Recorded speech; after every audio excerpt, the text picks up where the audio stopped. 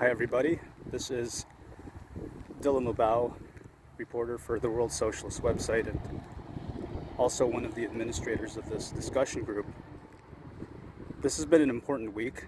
A lot of important stuff has happened, a lot of big stuff has happened, and I think it's important, especially with how momentous these events are, to really take a step back and try and understand what happened and what continues to happen, what the way forward is in this education worker struggle that's unfolding, which is really a struggle of the entire working class. And I think the biggest event, obviously, is the shutdown of the CUPE strike on Monday.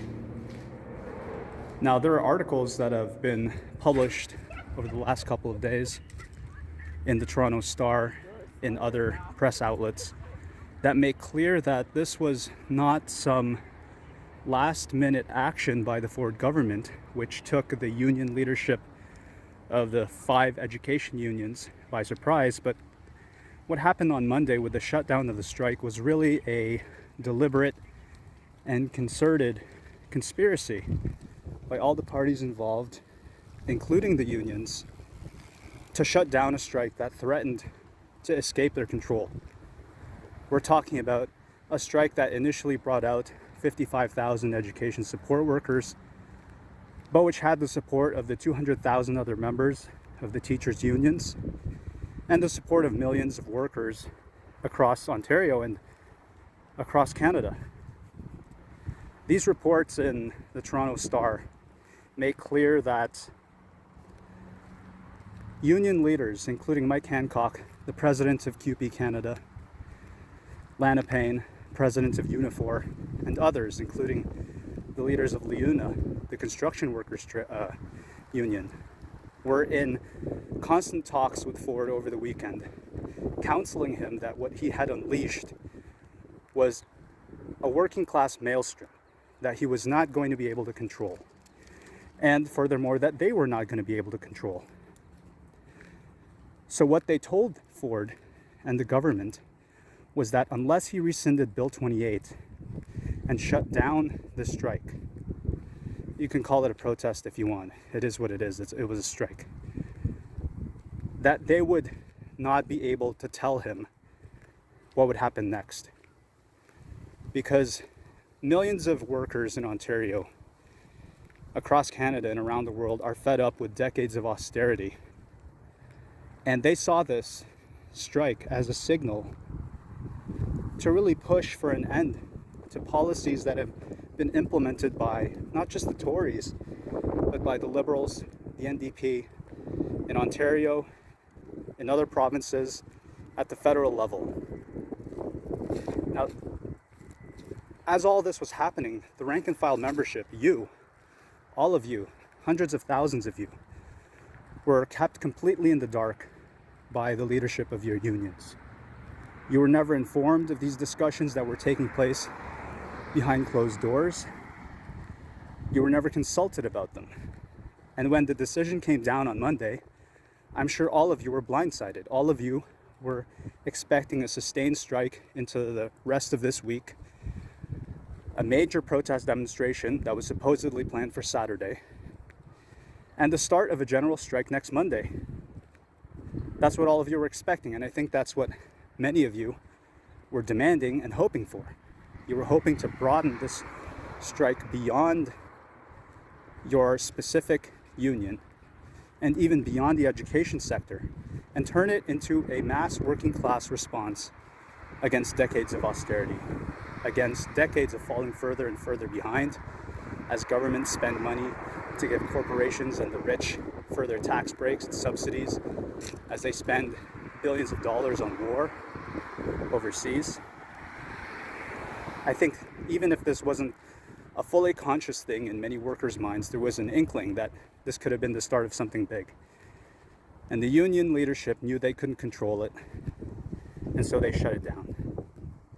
This brings up a lot of other questions, such as why only 55,000 CUPE workers were on strike in the first place, and not all 255,000. Now, the leadership of the unions like to claim that there is a certain collective bargaining process in which they have to adhere, that splits up the 255,000 workers, even though you work in the same schools, you work in the same classrooms, and yet you're all expected to bargain separately, which seriously weakens, first of all, your bargaining position, but also flies in the face of your shared working conditions that you experience every day. Now, these processes are completely arbitrary. They have been set up over years to ensure that the workforce is divided. Of course, there are differences between your jobs, between your working conditions, and between your regions. But a united bargaining process and a united strike is much more powerful than any one section of you going out alone. And the truth is that the leadership of the unions, all 5 of them, have never once fought to overturn this, even though it works against the interests of the rank and file. They just take it for granted that you should all be divided. And they've never once fought back against it. And every time a worker, a rank and file worker, asks in good faith, well, why does this have to be the case? They're shut down immediately by the union leadership, who say, well, this is just the way it is. You know, this is just the way it is. We can't do anything about it. Well, that's bogus. And I think all of you know and feel this at an innate level, that it is bogus and that you should all be united. I mean, what is the outcome of being divided in such a way? Well, you have 55,000 workers out on strike on Friday and Monday, and the leadership of the teachers' unions are forcing their 200,000 members to scab on you. That's the logical outcome of these divisions that have been set up through the collusion of the government and the leadership of the unions, and which the leadership of the unions continue to just force upon you. Now, this speaks to a whole host of anti-democratic and anti-worker stances, perspectives, and strategies by the union leadership. Whether it's the fact that they don't consult you about anything, they keep you in the dark, except when it comes time to sell you out, whether it's the fact that they divide you along these completely arbitrary lines. And this leads to another big question. Why did they do this? What makes the union leadership, which I think many of you find out of touch and hostile to your interests, what makes them do this? Well, you see, the unions are not one kind of homogeneous section. They're not one united body. They're divided into 2. There is, of course, the rank and file, the hundreds of thousands who make up the vast majority of the union. And then there's a privileged bureaucracy that sits at the leadership. We're talking about the Fred Hahns, the Laura Waltons, the Karen Littlewoods, and the Karen Browns of the world, who earn salaries and enjoy privileges that are far beyond anything that any of you experience. They are not part of the working class. They're part of the upper middle class. And their living situations, their pay, they all reflect that. I mean, they're tied by 1,000 threads to Bay Street and the financial markets.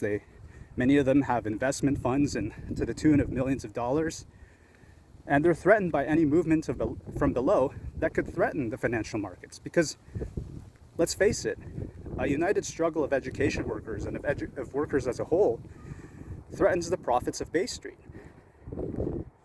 They draw their privileges and their salaries from maintaining this collective bargaining framework that never gets you anywhere, contract after contract, because it accepts what the government or what any employer is willing to pay. And that's just, the reality is, in 2022, the employers are not willing to pay another red cent, right? 3%, 2%, these are all peanuts. Meanwhile, the billionaires on Bay Street, the owners of these banks and corporations, are making record profits. Okay, that's why the leadership of the trade unions are so hostile to a united strike. They're so hostile to you going out on a general strike, basically shirking and overturning this collective bargaining framework and really fighting on a basis on which you could actually win. So what's the solution? Well, firstly, the workforce has to be united. All 255,000 of you have to be able to go out together, to bargain together, to strike together, and to really tell the union leadership and demand that this be the case. And if they don't permit you to do that, then you have the right and the obligation to take matters into your own hands and to do it. And this is what we in the Ontario Education Workers Rank and File Committee mean when we say that workers all over Ontario, education workers, have to form rank and file committees at every school that are completely independent of the unions to take matters into their own hands. Firstly, to make a series of demands on the union leadership, for example, with respect to OSBCU, to demand that the strike continue, that negotiations should be called off with a government that has never bargained in good faith from day one. And with respect to the teachers' unions, to demand immediate strike votes so that you can go out on strike with your colleagues, your education support worker colleagues. Okay? Now, this is critical. Without an organized resistance from below, the union leadership will carry out sellouts along the lines of 2019 and 2020. This is indisputable. It will happen. There have already been many signs, from this decision on Monday to the fact that Laura Walton and OSBCU leadership repeatedly lowered their pay demands. First, last Friday, lowering it from 325 or 11%. Let's use a percent that's easier to think about. From 11% to 6%. There's video evidence of her saying this, admitting to this. And then further, this week, from 6% to 3%. I mean, they can call it fake news for all they want, but there's video evidence of her admitting this. And the fact is, the rank and file membership, all of you, have no clue what their negotiations have been like, because you're kept in the dark. And when you ask why, they just tell you to sit down, shut up, and mind your own business and stay in your lane. Now, does that sound like a union that responds to its rank and file? No, it doesn't. It sounds like a dictatorship in which none of you have any say. Now, why all of this is good. It's good to discuss with your colleagues. It's good to discuss with your family and friends, but there also has to be a fundamental understanding of why all of this is happening. Why does Ford refuse to pay you what you deserve and what you need to have decent lives? Why does Ford refuse to invest the billions in public education that is so desperately needed? Is it because Ford and Lecce are misogynists? No. I mean, I'm sure they are. But that is not the reason why public education, the rest of the public sector, including healthcare, is under a sustained attack. It's because Ford and Lecce represent a separate and hostile class, which is the ruling class that controls the banks and the corporations, which is not willing to pay, like I said, another red cent for public education. That is money, what they could pay you and what they could invest into public education. They see that as a honeypot that should actually be used for granting further corporate subsidies, corporate tax cuts, which means that this has to become a political struggle. And you got a taste of that on Monday when it became clear that the threat of a general strike could have defeated this government once and for all. All right, so these are important political conversations that you should be having with your colleagues at work, that you should be having with your family and your friends, because what we need is a working class movement. Right? We need all of you to act as delegates. You know, if you're distrustful of what the unions have been telling you, if you're distrustful of the sincerity of the Ford government to negotiate in good faith, which, let's face it, that's beyond question, you need to act as delegates. You need to go into your workplaces and you need to have discussions with your colleagues about what needs to be done. You need to form rank and file committees. Don't rub your union leadership's faces in it, but you need to start talking about what you're going to do when the next stage of the sellout comes down, because it's coming.